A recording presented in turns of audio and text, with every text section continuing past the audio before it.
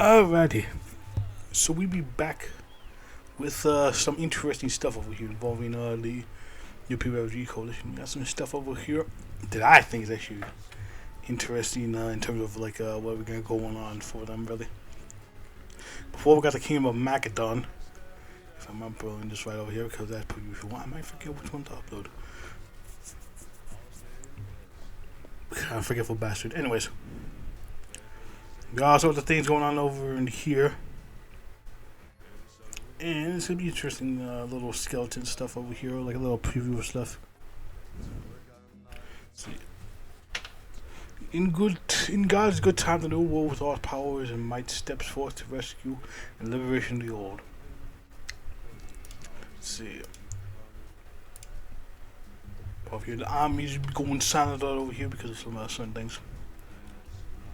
Partisan activity or fortified ammunitions. Gather men, civilian, unified front, hundred warriors, the march of Denver, and Zulu demands a trial.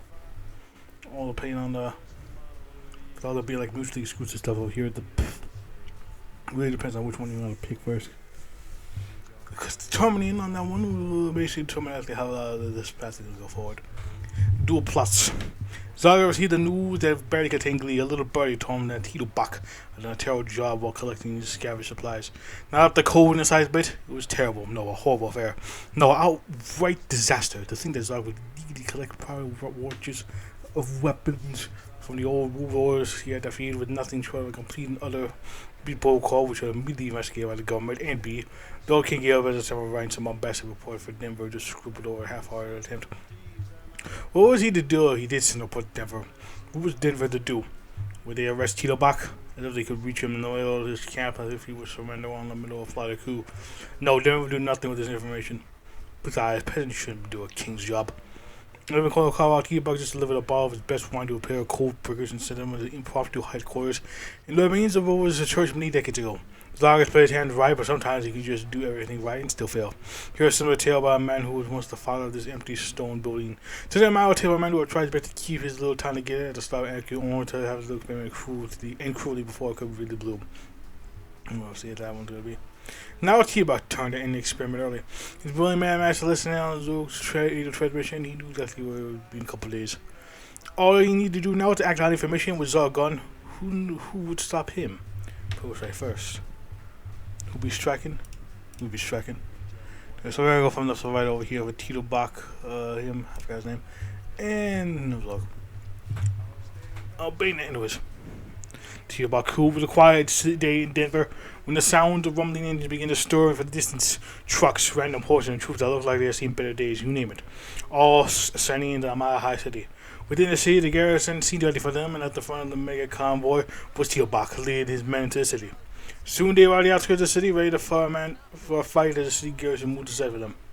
They had surrendered, and Tito Bach couldn't be any more giddy than he already was.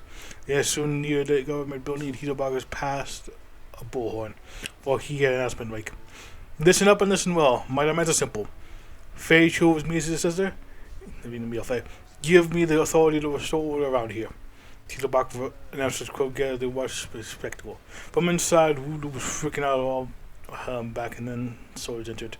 Rondo, guided by Tito Bach's own men, who exited the building, looking rather meek, considering this as Tito Bach. "You're in control now," he simply said. Before being hauled off by Tito Bach's men for trial, Tito Bach soon turned to the crowd, a simple statement came out. "They told me to succeed him as their chairman, and as such, I will restore order to our coalition. Now then, let's get to work." Moxie died not from whip, but from thunderous ovation.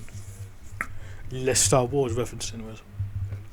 I'll just roll Tito Bach up here with that German American love thing over here. I don't remember what the heck happened to the Bund. What they're gonna mention. And we're scattered and hunted. Tito Bach's had probably been seen from the sky with how long its column was. It was quite the spectacle, in all honesty. Probably the simple biggest army ever tried to march on Denver, and the entire world appeared. But Pimilari wasn't impressed by it. Despite its size and self-granted self-importance, it was still a far cry from the army he was stationed with in Italy for the madness. Nothing more different than brutes who wished to just be as mad at the times that tore apart the old world. They are approaching the kill zone, away from order. Pimilari relayed to the nearby officers as he used Tito Bach's vanguard for his blockers. Tito Bach prepared well, but he had only prepared well living off the land could. Apparently, he had prepared too, and he had done so with the backing of Denver's industry, and so Lars army to march to Denver met with the Lars artillery in the Rockies. Fire at will. War was a terrible thing, but bringing about such terrible things on terrible men but a grin to fill out his face. Tito Buckman would decimate and send the entire rank or reduce the fine red mist. But I could see the enemy already routing, but the general wasn't as right. Continue with the creeping barrage till the men get ready to counterattack. Voodoo couldn't help but smile upon reading the resulting report.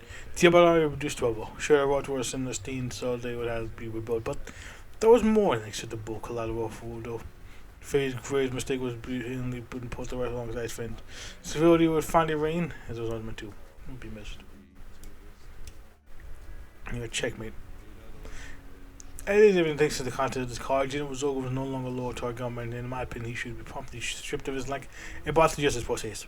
Hogg finished after having read the Zogo tried to convince him with the joint conspiracy. Though clear on the mystery of the minister's loyalty, and now he had full blown by his own petard. Voodoo could barely conceal his anger. Nobody in entire Canada could ever see him red before.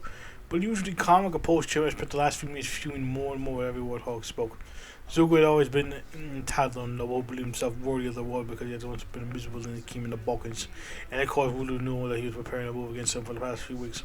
But to so boldly try such a shameless plan under random notice, that made Voodoo purposely furious. I concur. Voodoo had only spoken 2 words, but 2 words ran up to the entire cat's mouth and run dry. He didn't shout even raise his voice, but the chairman's everything seemed tense as the middle wire was bound to snap and lash out. Tell Premier to prepare for attack of Zugu's camp. I want the entire camp dead. The prisoners there to be shot. And start investigation to the latter. Everyone involved will be hanged outside the city. Am I clear? The cat lied in silence for a moment before he agreed. But to act swiftly on the Voodoo's orders. Bernard was called just 2 minutes later. The camp was on a full assault the next day. He would be confirmed dead by midnight. And as well for smuggling the letter would be hanged in a week. Oh, what was the diner of his honor? But he couldn't quite like the food. They tasted like copper to him. Very copper over here. See, I don't want like those that want to have maintain like a semblance of order compared to the 2 forms of authoritarianism, that being the military and monarchy. Interesting thing. And now for Zog's turn on the wheel over here. The cabinet meeting begins routine in the theater. Quentin Hogg raises his sheaf of papers and walks carefully balanced between indignation and disbelief. He could Larissa Lopez ruled of corruption so brazen and borders on farce. Missing funds, phantom depots, inspectors who die inconveniently, reports signed by men who do not exist. Laughter breaks out, never is at first and uncontrolled. Would have protest too loudly, too quickly, as if it were the punchline was already landed.